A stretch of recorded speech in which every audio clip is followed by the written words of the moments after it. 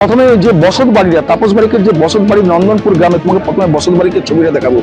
যেটা অভিযোগ করা হচ্ছে এই বসত বাড়িতেই সেই সময় তৃণমূল আশ্রিত দুষ্কৃতীরা আসে এবং বাড়িতে যে শিকল লাগিয়ে দেওয়া হয়েছিল, এই যে শিকলের ছবি তোমাকে দেখাচ্ছি এইখানে, এই শিকল লাগিয়ে দেওয়া হয় এবং শিকল লাগিয়ে দেওয়ার পর বাইরে দিক থেকে পেট্রোল দিয়ে আগুন লাগায়। এবং সেই সময় তাপস বাড়ি যেটা অভিযোগ করছে যে তার মা বাবা সহ তারা ঘুমন্ত অবস্থায় ছিল এবং যখনই আগুন দেখতে পায় এবং আগুনের তাপ পায় সেই সময় তারা উঠে চিৎকার চেঁচামেচি শুরু করে। এটা হচ্ছে তাপস বাড়ির মা এবং বাবা, তাদের অবস্থা দেখো এখনো পর্যন্ত। এই মুহূর্তে যে মাথার উপর যে ছাদ, যে বসত বাড়ি, সেই সবকিছু পুরো ছাই হয়ে গেছে এবং তাপসের যে ব্যবসা, যে দোকান, সেই সবকিছু পুরো ছাই হয়ে গেছে। আগুন লাগিয়ে দেয়, সবটাকে পুড়িয়ে ছাড়খাড় করে আমার সব ছাড়খাড় করে দিয়েছে। আমার কিছু নাই, আমার দাঁড়াবার স্থায়ী নেই। আর আপনারা কাদেরকে অভিযোগ করছেন? কারা আমরা অভিযোগ করছি? আমার পাড়ার গায়ে নেতা, ছায় পাশের নেতা ছিল তৃণমূলের, তারা অভিযোগ করছে। আমার তো কিছু নাই, আমরা থাকবো তারও জায়গা নাই। একটু ঘর ছিল আমাকে পুড়িয়ে করে দিল। আমাদের থাকবার নাই, আমাদের গাছ তলে থাকবার আমাদের টাকা পয়সা নাই। সকালে আক্রান্ত বিজেপি কর্মীর বাড়ি ও দোকানে যান অমরনাথ শাখা। তৃণমূল আশ্রিত দুষ্কৃতীদের কাজ, অভিযোগ ওন্দার বিজেপি বিধায়কের।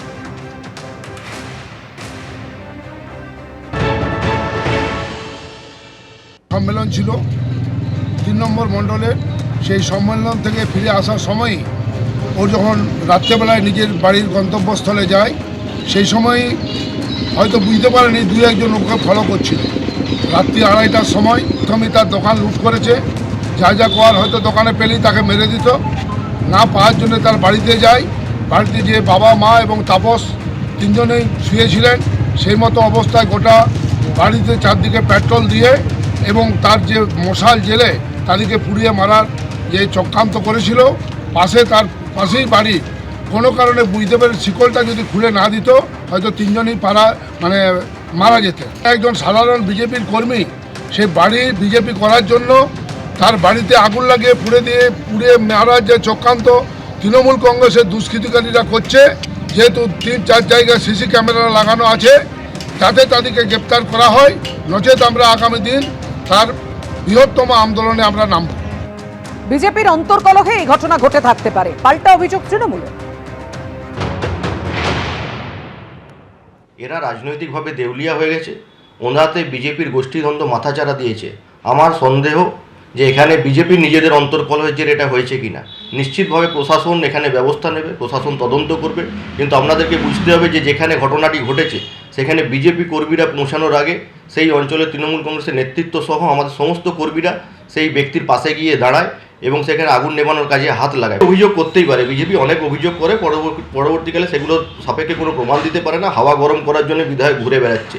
বিধায়ক এখন টিকিট পাবে কিনা সেই নিয়ে বিধায়কের সন্দেহ হয়েছে যে ওনার মানুষ বিধায়ককে প্রত্যাখ্যান করেছে এবং সেই কারণে বিধায়ক যা প্রতিশ্রুতি ওনার মানুষকে দিয়েছিল সেই প্রতিশ্রুতি ভঙ্গ হয়েছে এবং ওনার মানুষকে মন অন্য জায়গায় ঘুরিয়ে দেওয়ার জন্য এইভাবে একটা কুৎসা অপপ্রচার তৃণমূল কংগ্রেসের বিরুদ্ধে চালাচ্ছে।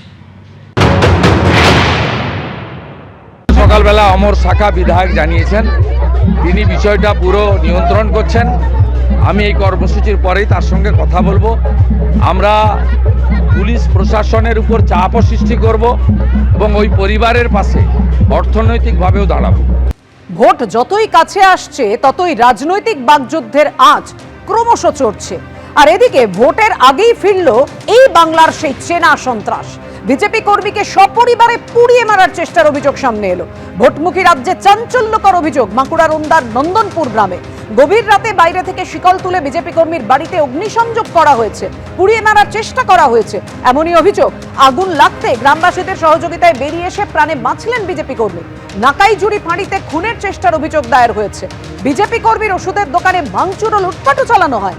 বিজেপি কর্মীর পরিবারের সবাই ঘুমোচ্ছিলেন, দাবি স্থানীয়দের। দেখছেন কিভাবে লুটপাট ভাঙচুর চালানো হয়েছে। ভয়ঙ্কর অভিযোগ তুলেছেন পরিবারের তরফ থেকে।